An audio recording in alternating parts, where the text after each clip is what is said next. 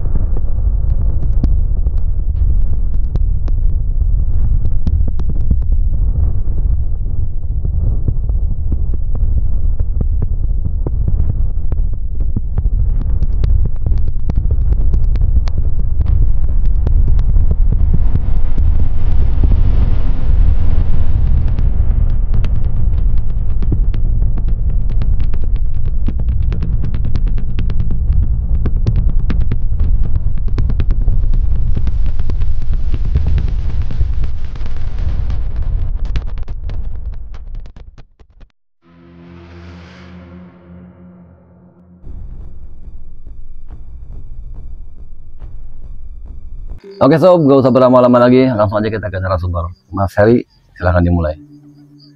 Ya, ini kan pengalaman pribadi ya. Iya.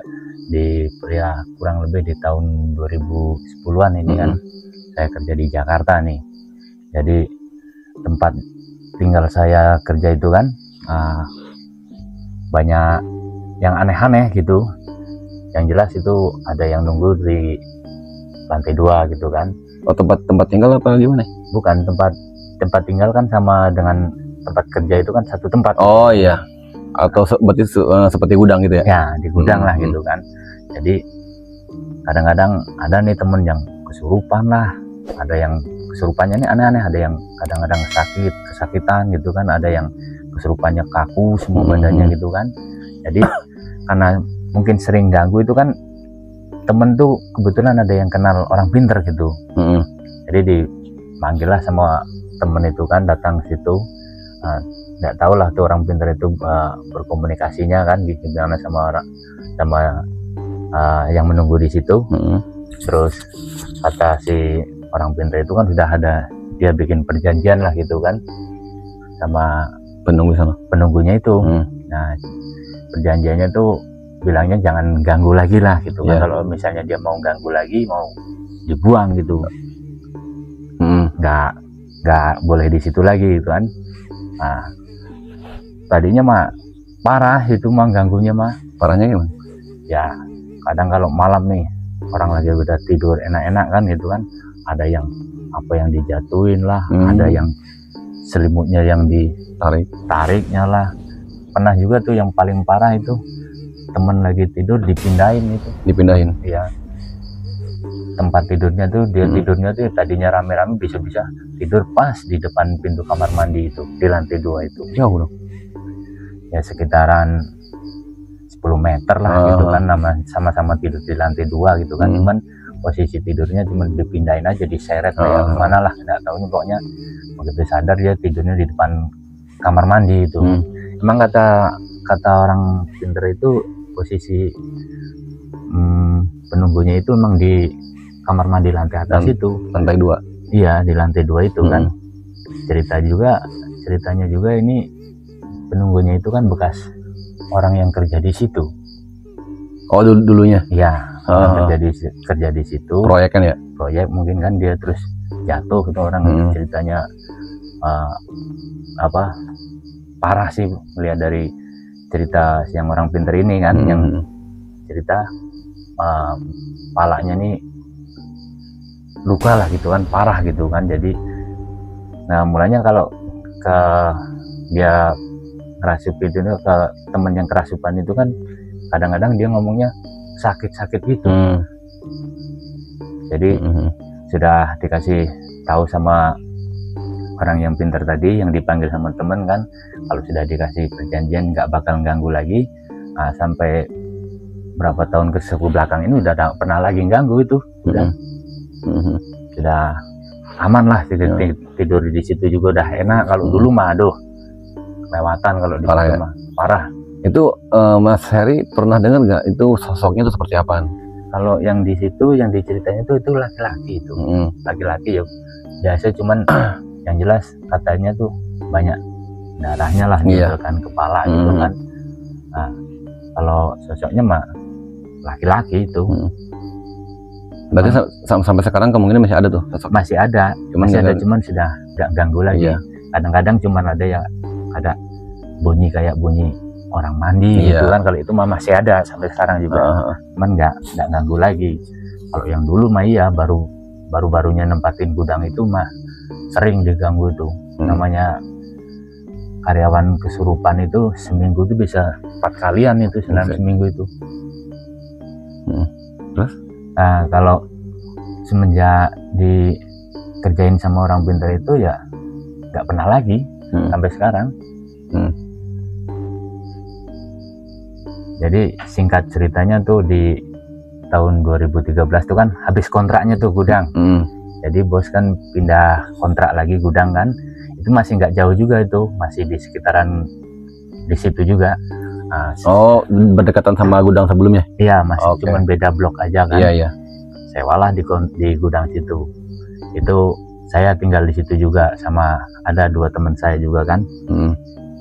Pertama tinggal di situ sudah disambut itu malamnya tuh. Pas malam pertama tuh? Iya, sambut itu ada yang jalan ke kamar mandi, ada yang suara orang mandi juga itu kan. Terus kadang-kadang kalau lagi malam-malam itu kelihatan juga tuh ada yang apa ya, sejenis kayak perempuan pakai baju merah gitu kan, duduk di lantai 2 di tangga itu, duduknya di lantai 2. tapi dia nggak ngapa-ngapain, cuman duduk aja, nggak ngeliatin kita gitu. Cuma duduk aja, Pandangan diam kosong, ya? aja di lantai 2 tuh. Tapi Mas Heri pernah lihat? Iya sering kalau yang baju merah ini mah. Orang aku tidur sekarang juga, aku kan udah balik lagi ke kontrak ke ruko itu lagi. Jadi dari situ nih ceritanya, dari situ pergi ke kontrak, habis nih kontraknya 3 tahun di situ. Pindah ke gudang tua yang di kota tua tuh. Kontrak 2,5 tahun di situ. Habis itu balik lagi ke gudang ini lagi. Nah sekarang di situ. Nah, sekarang nih aku tinggal sendirian lagi di gudang itu. Sering dia juga. Cuman ya itu, kadang cuman duduk aja diem, duduknya diam gitu kan, sambil kakinya dilipat sebelah gitu kan.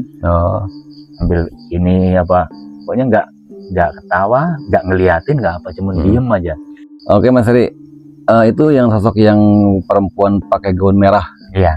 Berarti dia mah cuman diem aja ya, nggak ada gangguan gitu? Enggak, dia cuman diam aja, paling cuman ya megangin, rambutnya kan panjang tuh.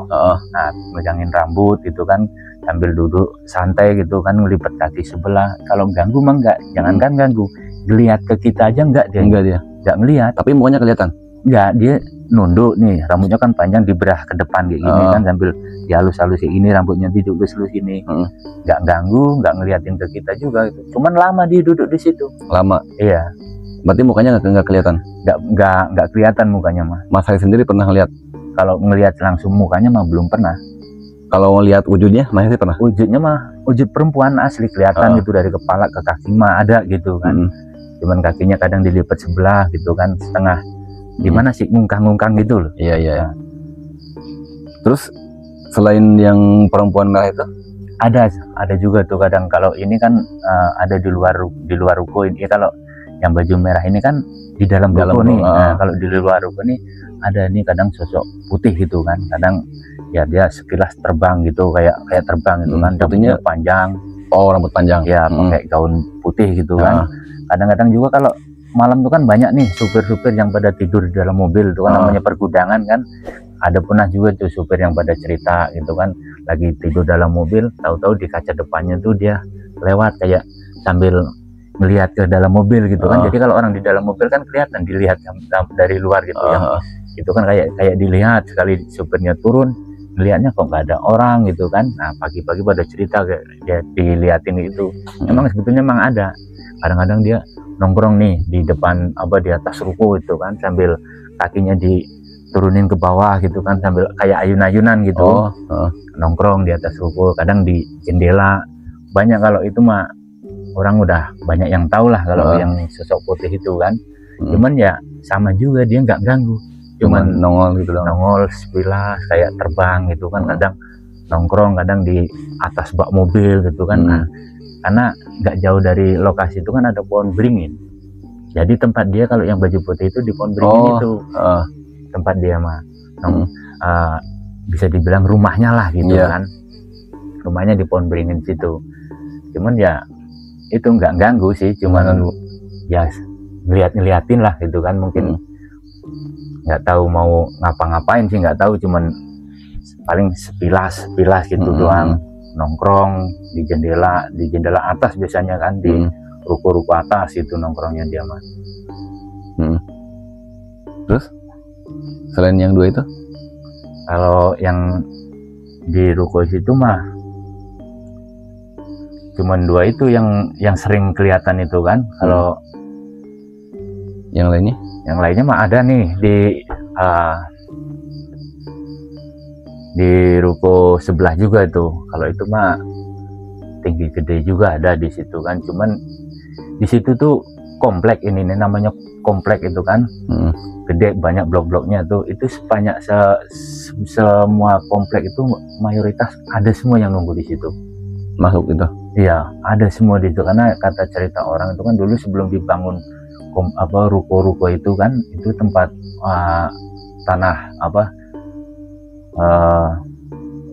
alang-alang itu kan, tanah rumput-rumput banyak tinggi itu kan, tempat yang mungkin zaman dulunya kebun kayak tempat pembuangan apalah gitu kan. Jadi mulanya banyak, tiap ruko itu banyak penunggunya gitu kan. Ada yang macam-macam itu, ada yang baju putih, ada yang tadi itu ya, ada yang tinggi gede juga ada di situ, cuman rata-rata nggak pada ganggu. nggak ganggu. Kalau yang ganggu ada yang pertama tadi, cuman satu itulah yang paling ganggu tuh, yang lainnya mah enggak. Kalau di ruko saya mah cuman yang baju merah itu cuma nongkrong doang, nggak pernah ini itu, nggak pernah ini itu. Jadi itu udah berapa tahun kan kontrak di situ, habis kontraknya tuh Bang di situ. Gedung yang kedua. Ya, jadi pindah gudang lagi nih.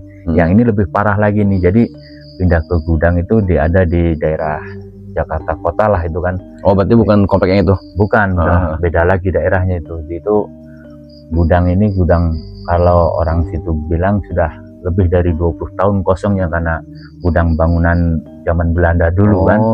Nah, jadi disewa sama bos, direnovasi dulu kan.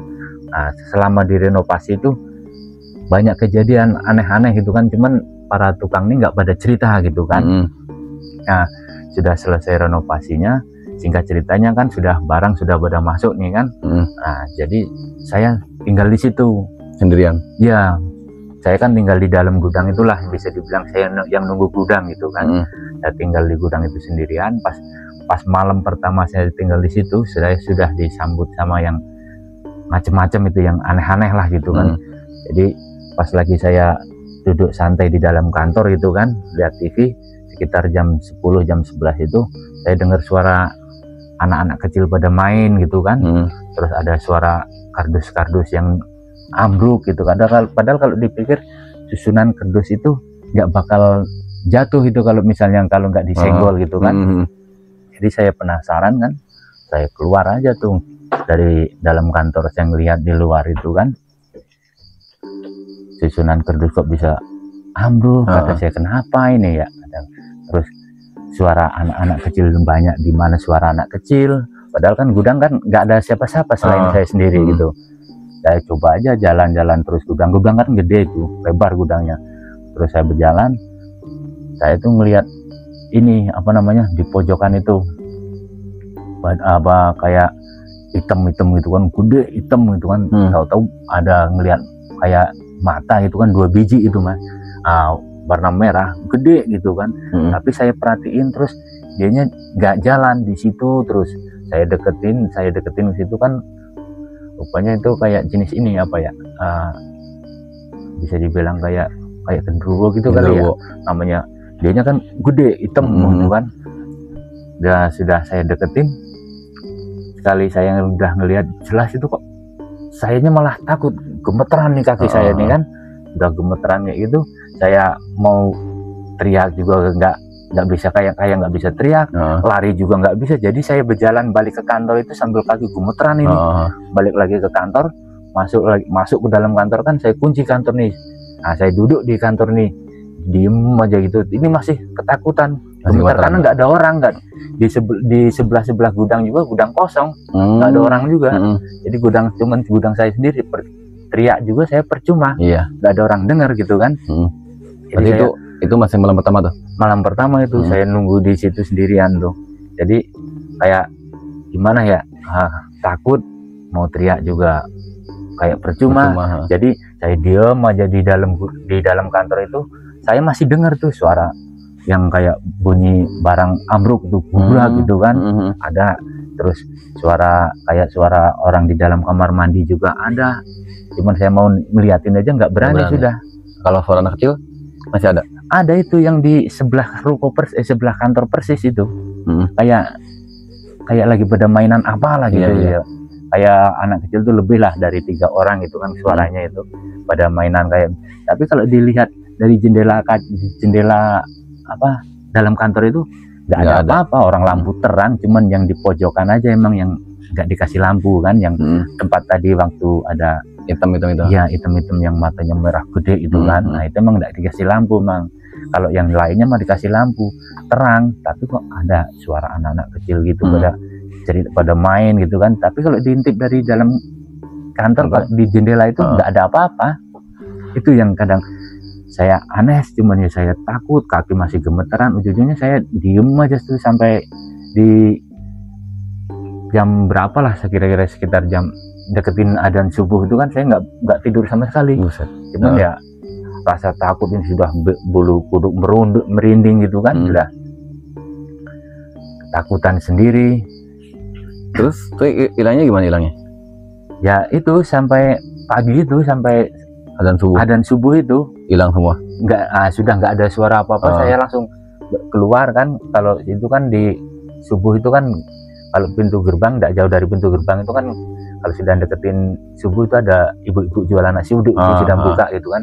Saya keluar aja, saya lari ke situ, saya minum aja di situ tuh, minta beli kopi kan, sambil saya cerita sama ibu itu. Ibu itu pun cerita juga sama saya kalau emang di gudang itu sudah, orang-orang sini juga udah pada tahu semua Mas, kalau gudang itu banyak yang nunggu gitu kan, karena gudang itu kan udah bangunan tua, udah lebih dari 20 tahun kosongnya kan. Emang sih kalau dilihat dari posisi gudangnya emang bener, karena gudang bangunan bekas Belanda gitu kan, jadi udah ketahuan bangunan tua. Jadi ya kayak gitu, namanya gudang baru gudang tua lama kosong pasti ada yang nunggu kan. Padahal saya juga masuk situ, mau tidur di situ saya udah, ya namanya kita tempat baru ya kita permisi lah gitu kan. Ya saya udah permisi kan, kalau misalnya ada di sini ya kita bersebelahan gitu. Saya bilang sebisa-bisa kita lah gitu kan. Ya mungkin dia ini mau perkenalan apa gimana sama kita kan. Tapi ya namanya rasa takut mah gimana lagi. Terus ya di hari yang lainnya, kalau sudah ibu itu udah diceritain ibu itu, untuk malam-malam berikutnya sudah nggak ada lagi. Nggak ada lagi. Paling kalau ya sudah berapa lama, paling ya itu kadang-kadang suara anak-anak itu, suara drum yang dipukul itu pasti ada. Nah sekali pasti masih ada itu kan.